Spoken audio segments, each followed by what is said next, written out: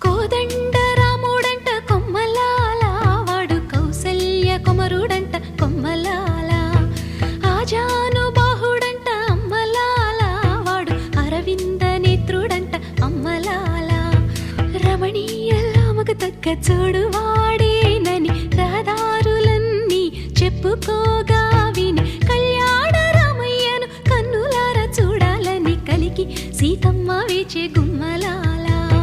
సువి సువి